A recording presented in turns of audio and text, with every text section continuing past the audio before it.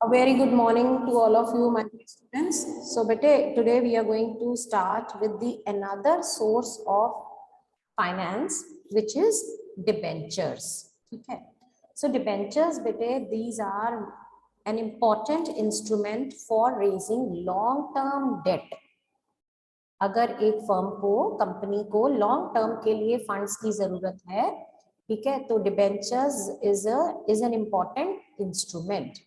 सो debenture क्या होते हैं? डिबेंचर एक कंपनी जब लोगों से कर्जा लेती है और उसके बदले एक एक्नॉलेजमेंट देती है, एक सर्टिफिकेट देती है जिसपे लिखा होता है कि yes, our company has borrowed this much amount of money and this much amount of interest will be paid yearly or monthly, whatever agreement has taken place, and the sum will be repaid at some future date. The future date will be specified, and that acknowledgement bears the common seal of the company.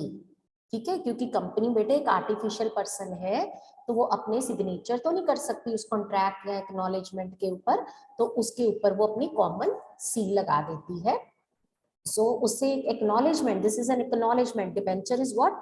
It is an acknowledgement by the company that company has borrowed a certain amount of money which it promises to pay at some future date. ठीक है. सो debenture holders, इसका मतलब company के क्या बने? Creditors बने. कैसे creditors बने? क्योंकि जो उन्होंने अमाउंट कंपनी को दी है, company promises to repay it back after a specified period of time. तो इसका मतलब आप लोगों ने कंपनी को कर्जा दिया है, जो कि कर्जा जो एक कंपनी कुछ टाइम पीरियड के बाद उतार देगी. अब जब तक कंपनी नहीं उतारती तब तक आप कंपनी के क्या हुए? क्रेडिटर्स. ठीक है. सो 1 मार्क क्वेश्चन बेटे बहुत बारी पूछा जाता है, इवन इंटरव्यूज में भी पूछा जाता है कि what is the position of debenture holders in regard to a company. So debenture holders are creditors of the company. And what is the position of equity shareholders in relation to a company? Equity shareholders are the owners of the company. ठीक है. What is the return which the debenture holders get? It is interest. And what is the return which the equity shareholders get? It is dividend. ठीक है.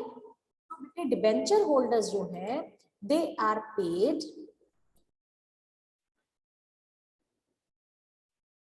debenture holders, they are paid a fixed amount of interest at a specified intervals, say 6 months or 1 year. तो जितना percent interest mention होगा debenture के certificate के ऊपर, उतने percent interest या ईयरली या हाफ ईयरली क्रेडिटर्स को आ जाएगा उनके अकाउंट में. ठीक है. So public issue of debentures require that issue be rated by a credit rating agency like CRISIL.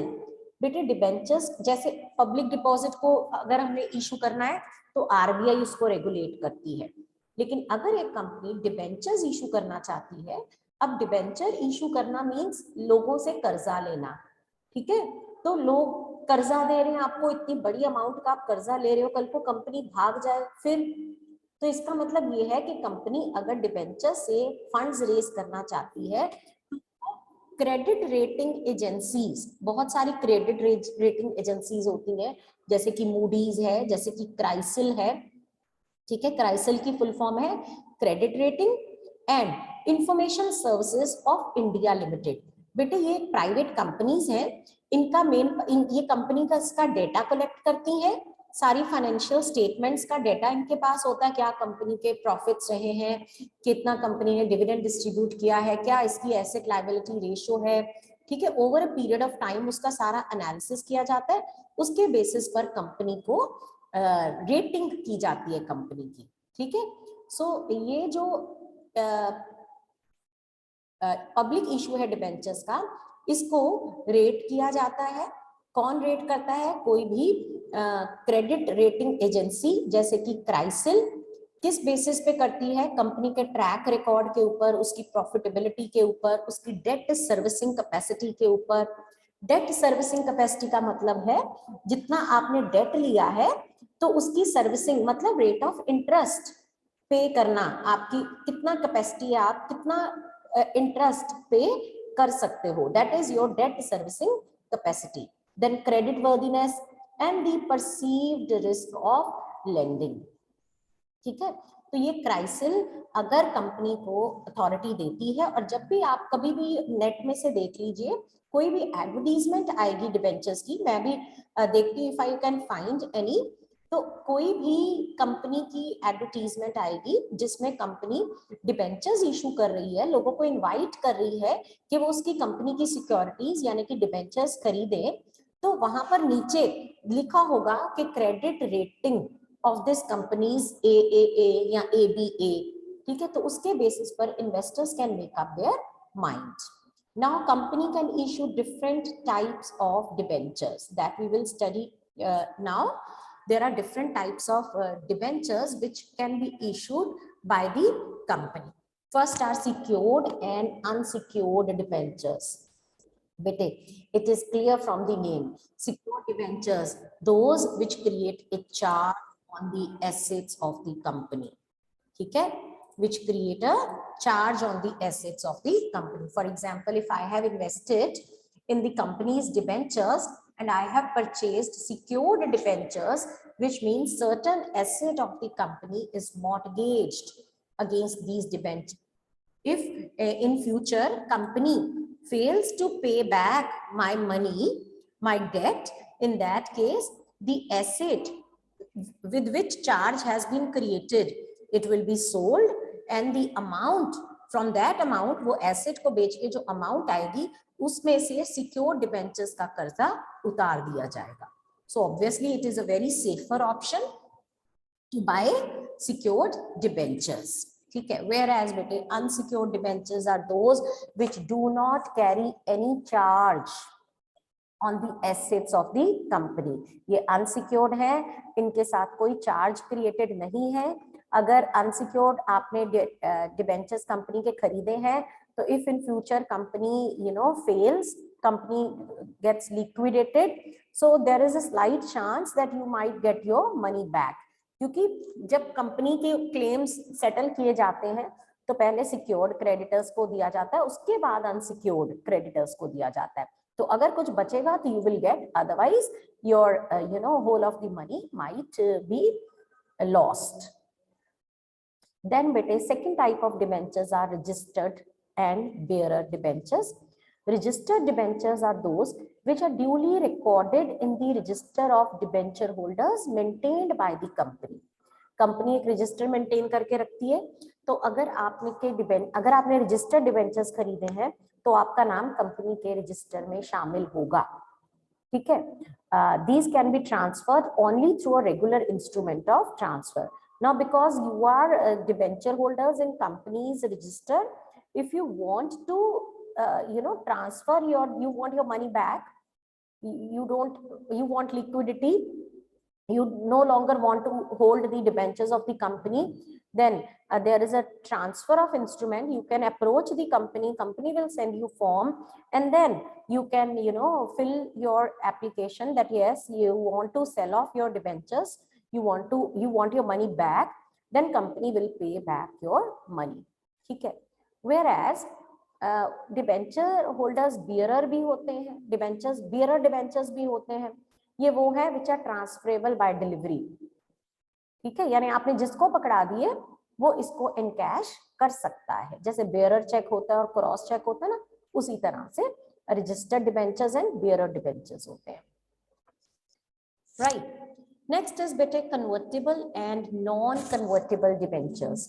Convertible debentures are those debentures which can be converted into equity shares after the expiry of a specified period of time.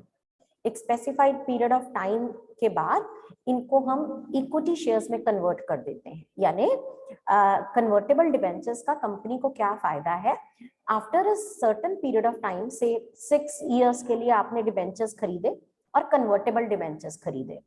अगर तो non convertible खरीदते हो तो 6 सालों के बाद जो भी टाइम पीरियड के लिए आपने डिबेंचर्स खरीदे, कंपनी आपको विद इंटरेस्ट आपकी मनी वापस कर देगी. ठीक है, you will have no now contact with the company. Whereas अगर आपने कन्वर्टेबल डिबेंचर्स खरीदे हैं तो वो आफ्टर स्पेसिफाइड से 6 इयर्स के बाद इक्विटी शेयर्स में कन्वर्ट हो जाएंगे। That is your status will now be shifted from creditors of the company to owners of the company. अब आपकी कैपिटल वहीं की वहीं रही, अब आपको इंटरेस्ट नहीं मिलेगा, अब आपको डिविडेंड मिलना शुरू हो जाएगा। अब आप कंपनी के क्रेडिटर्स नहीं रहे, आप कंपनी के ओनर्स बन गए, क्योंकि आपको डिबेंचर्स की जगह अब इक्विटी शेयर्स मिल गए हैं। Now you have even involvement, you have a right to vote even, ठीक है, you can take part in the decisions of the management. ठीक है बेटे। So next is first and second debentures. First debentures are those which are repaid before other debentures are repaid. देखो debentures में भी क्या होता है कि कंपनी सपोज करो अब वापस मैच्योरिटी की डेट आ गई तो पहले किसको देना है, ठीक है, सबकी मैच्योरिटी डेट सेम है, लेकिन किसको पहले अब दें, कि ये ना हो कि कंपनी के पास एसेट्स ही ना हो और कैश ही ना हो रीपे करने के लिए।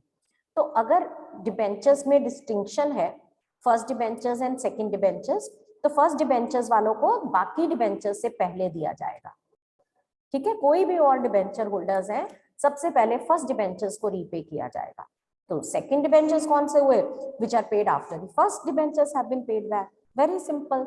सो ये जो चारों टाइप्स हैं, ये मीनिंग नाम से ही आपको पता चल जाते हैं इनका मतलब क्या है।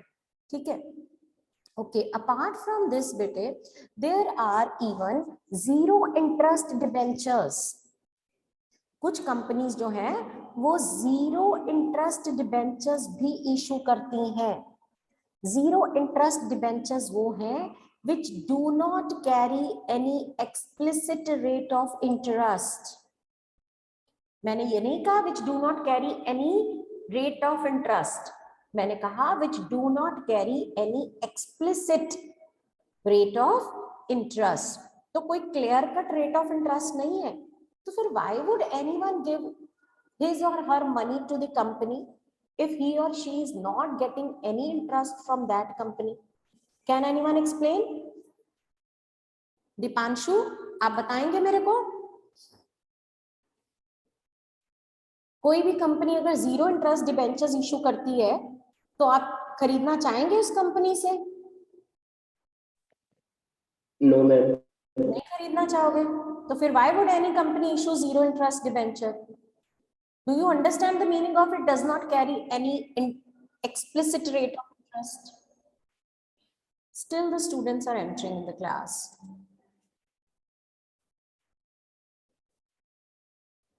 Arzu, would you explain?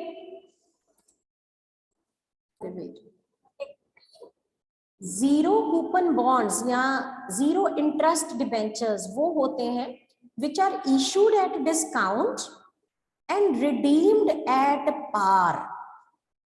Issued at discount मतलब अगर आपको 1 लाख के डिबेंचर्स लेने हैं तो कंपनी आपको 94,000 के दे देगी। वो वैल्यू उनकी क्या है 1 लाख, लेकिन आपको कंपनी कितने के दे रही है 94,000 के दे रही है। ठीक है, सो जब आप उसको रिडीम कराएंगे आफ्टर से अ ईयर, देन आपको एट पार वो रिडीम हो जाएंगे। यानी जब आप कंपनी के पास ये सर्टिफिकेट लेके जाओगे, इन दैट केस आपको कंपनी 1 लाख रुपीस दे देगी। This is known as zero interest debentures. ठीक है, the difference between the face value of the debenture and its purchase price is the return to the investor। आपने कितने का खरीदा 94,000 का, इसकी फेस वैल्यू कितनी है 1 लाख, तो ये जो डिफरेंस है ये इन्वेस्टर की रिटर्न है। ठीक है, अब एक्सप्लिसिटली हमने उसको कुछ नहीं पे किया कि तू 1 लाख रुपए हमें देके जा, हम तेरे अकाउंट में 6,000 रुपए डाल देंगे, एक्सप्लिसिटली नहीं दिया। हमने क्या किया, हमने पहले ही 1 लाख की चीज उसको 94,000 की दे दी, और जब वो बॉन्ड वापस करने आएगा तो फेस वैल्यू पे रिडीम हो जाएगा, यानी 1 लाख के ऊपर।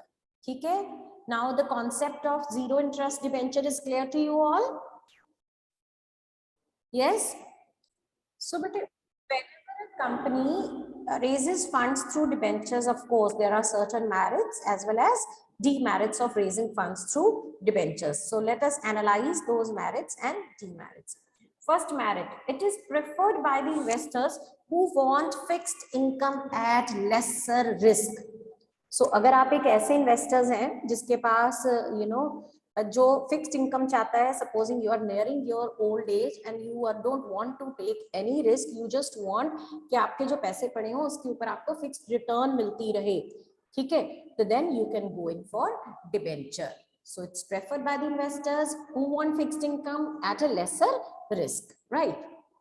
Second, but debentures are fixed charge funds and they do not participate in the profits of the company. So from company's viewpoint देखा जाए, आपने क्या करना है, आपने डिबेंचर होल्डर्स को एक फिक्स्ड इंटरेस्ट पे करना है. आपका कंपनी के प्रॉफिट्स के ऊपर, डिबेंचर होल्डर्स का कंपनी के प्रॉफिट्स के ऊपर कोई पार्टिसिपेशन नहीं रहेगा, ठीक है. Then the issue of debenture is suitable in the situation when the sales and earnings are relatively stable. So बेटे कोई भी कंपनी ऐसे सोचे कि नहीं जी अच्छा हमने पढ़ा था कि डिबेंचर्स इशू कर देते हैं, उससे वो लोग हमारा कंट्रोल डाइल्यूट नहीं होगा, तो हम इक्विटी शेयर्स रहने देते हैं, हम अपने फंड्स रेज करते हैं डिबेंचर से. You have to be very very careful before making a decision बेटे कि आपने इक्विटी शेयर से फंड्स रेज करने हैं या डिबेंचर से फंड्स रेज करने हैं. क्यों?